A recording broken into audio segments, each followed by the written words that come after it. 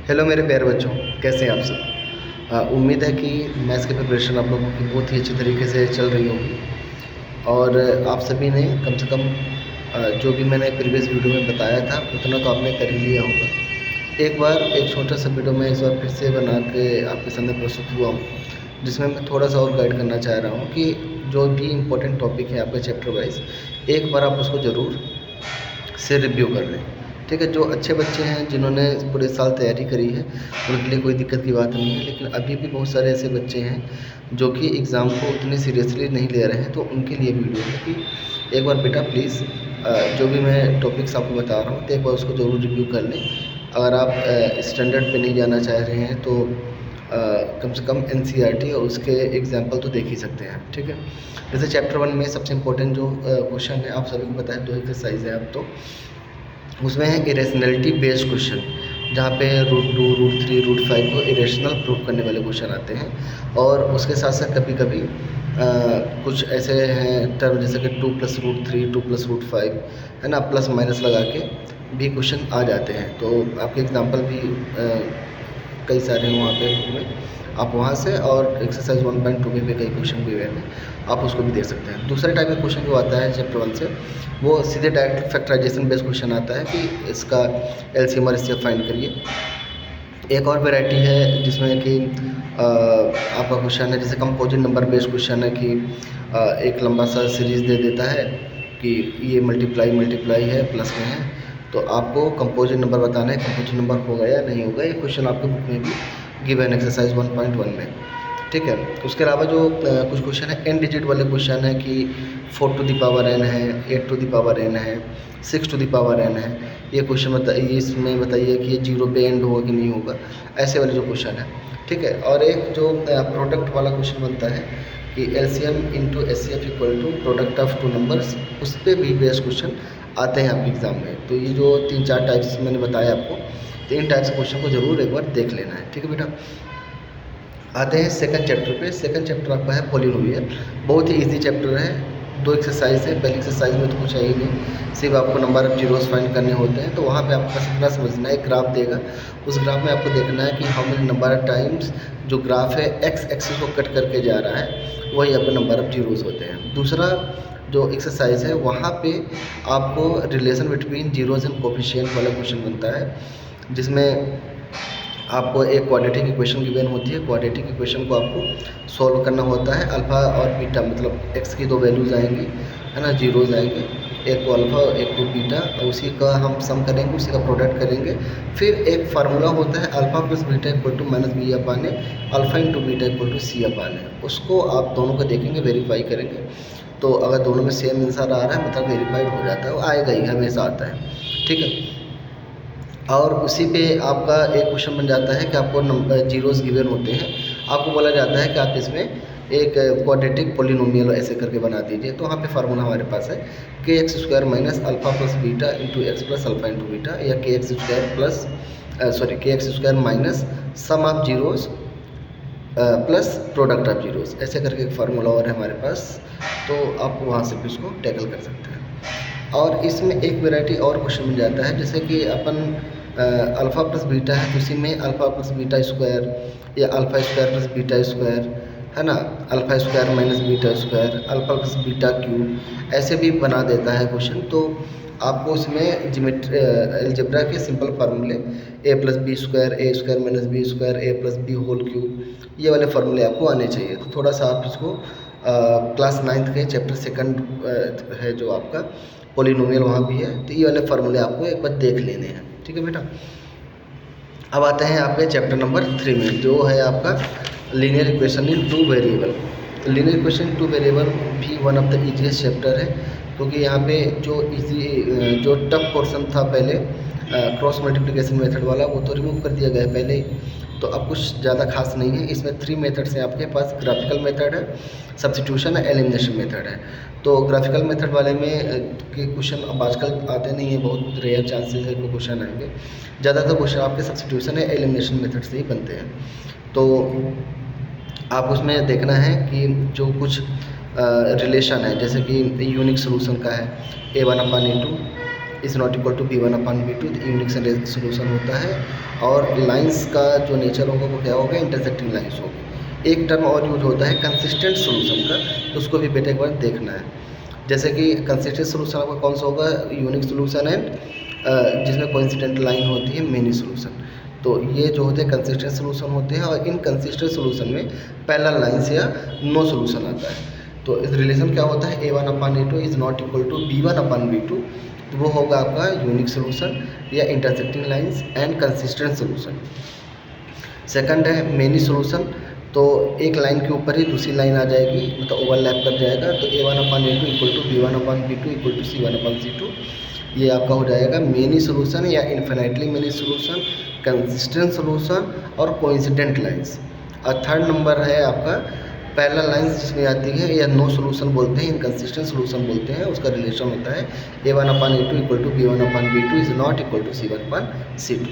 तो ये एक ऐसा क्वेश्चन आपसे आ सकता है। इसमें कभी कभी क्वेश्चन के की वैल्यू पे भी आ जाता है कि के की किस वैल्यू के लिए यूनिक सोल्यूशन होगा या नो सोल्यूशन होगा, है ना, या मिनी सोल्यूशन होगा। ऐसे क्वेश्चन इसमें भी आ सकते हैं, तो आपको इसको थोड़ा सा देखना है, क्वेश्चन आपको करने हैं। एक आपके बुक में भी क्वेश्चन है y इक्वल टू mx+3 करके, तो उसमें m की वैल्यू निकालना है ना, तो वो क्वेश्चन भी ऐसे ही टैकल होता है, ठीक है। और इसमें और पढ़ने वाली जो चीज़ है, इसमें और बड़े प्रॉब्लम बनते हैं। बड़े प्रॉब्लम में भी आपको स्पेशली देखना है कि नंबर डिजिट्स रिवर्स करने वाले क्वेश्चन, एज बेस्ड क्वेश्चन है, फ्रैक्शन बेस्ड क्वेश्चन, ज़्यादातर ऐसे क्वेश्चन इसमें पूछे जाते हैं, ठीक है। अगला है आपका इसमें जो है नेक्स्ट चैप्टर 4 है आपका quadratic equation. Quadratic equation one of the easiest chapter है, क्योंकि इसमें कुछ नहीं है, आपको standard form of quadratic equation ax² + bx + c = 0 पता होना चाहिए। नेक्स्ट है इसमें नेचर ऑफ रूट्स पे क्वेश्चन कई बार बनते हैं। के की वैल्यू यहाँ पे पूछी जाती है कि के की किस वैल्यू के लिए इसका जो रूट्स होंगे वो इक्वल होंगे, है ना, या डिस्टिंक्ट रूट होंगे, तो ये ऐसा क्वेश्चन आ जाता है। तो पहले आपको पता होना चाहिए कि डिस्क्रिमिनेंट मतलब d इक्वल टू क्या होता है, रिलेशन हमारे पास b² - 4ac। अब d की वैल्यू अगर ग्रेटर देन 0 है तो we have real and distinct root. अगर d इक्वल टू 0 है, मतलब d मतलब b² - 4ac इक्वल टू 0 है, तो क्या होगा बेटा, real and equal roots, and d is less than 0 है, नॉट रियल रूट्स या इमेजिनरी रूट्स हम उसको बोल देते हैं।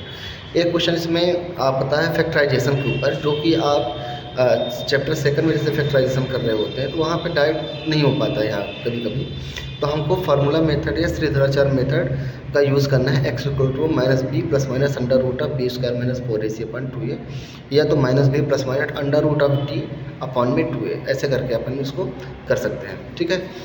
नेक्स्ट है जो इसमें है, तो कभी कभी क्वेश्चन आता है पॉसिबिलिटी का, कि ऐसा केस पॉसिबल है कि नहीं, जो आपके लास्ट एक्सरसाइज में क्वेश्चन गिवन है, तो वहाँ से भी 2 नंबर का क्वेश्चन उठा के बना के दे सकता है कि ऐसा कोई बगीचा बनाना पॉसिबल है कि नहीं, जिसकी लेंथ ये हो, ब्रेड्थ ये हो।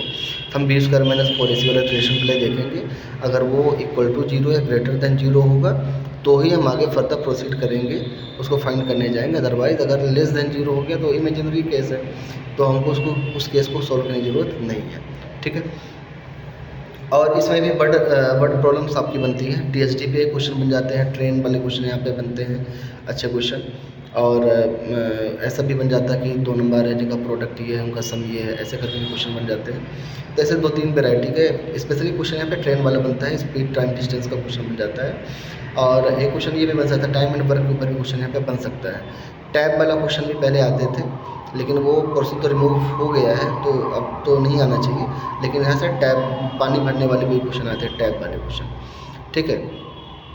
अब आता है चैप्टर 5 आपका अर्थमेटिक प्रोग्रेशन। अर्थमेटिक प्रोग्रेशन में सिर्फ 2 ही फार्मूले हैं आपके पास। एक है nth टर्म फाइंड करने का, एक सीरीज़ आपके पास होगी जिसमें आपको nth टर्म फाइंड करना होगा। कभी आपको an की वैल्यू फाइंड करनी होगी, है ना। तो an equal to a + n - 1 × d, जहाँ a फर्स्ट टर्म होता है, n number of n nth term है, और d आपका क्या होता है,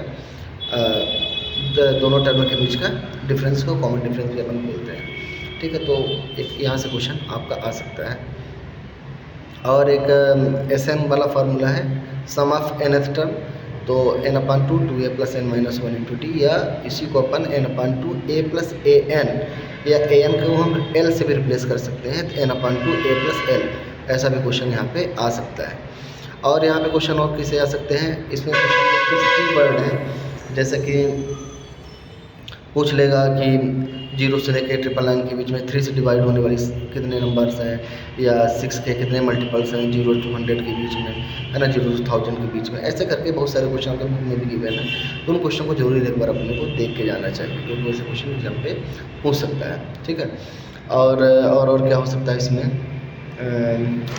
अब तो मुझे नहीं समझ में आ रहा है कि और कुछ क्वेश्चन यहाँ से बनेंगे।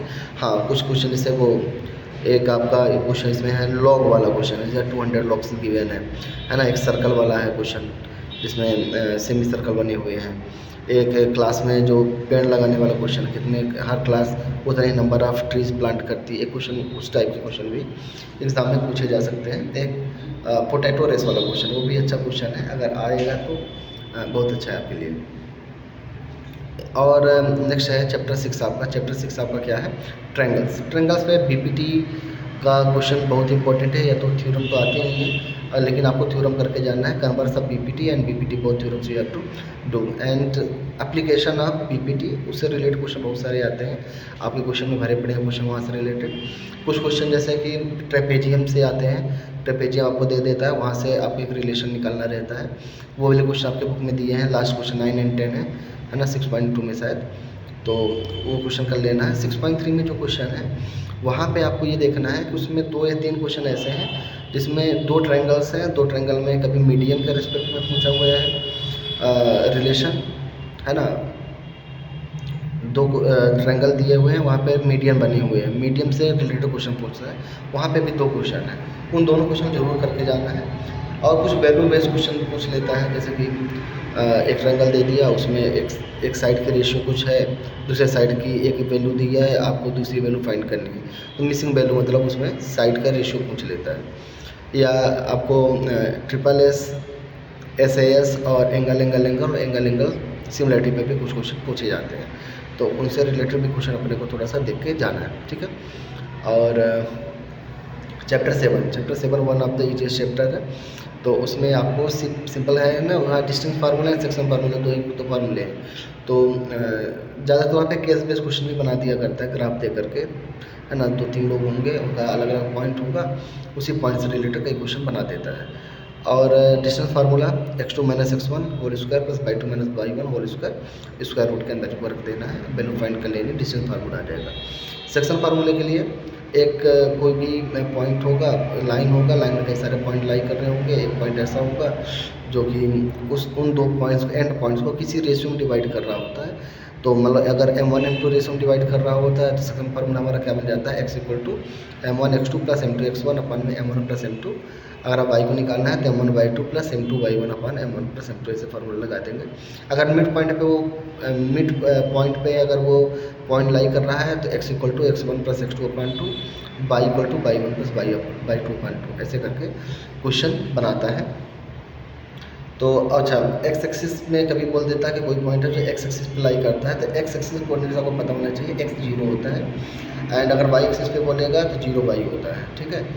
यहाँ पे इक्वी डिस्टेंस का एक पॉइंट है, मान लो P है, कोई 2 पॉइंट और है, बोलेगा कि जो PA और PB इक्वी डिस्टेंट है, बताइए कि क्या होगी इनकी डिस्टेंस। PA = PB आपको रखे, उस क्वेश्चन को सॉल्व करना है। तो ऐसे ही छोटे छोटे क्वेश्चन यहाँ से रेज हो सकते हैं।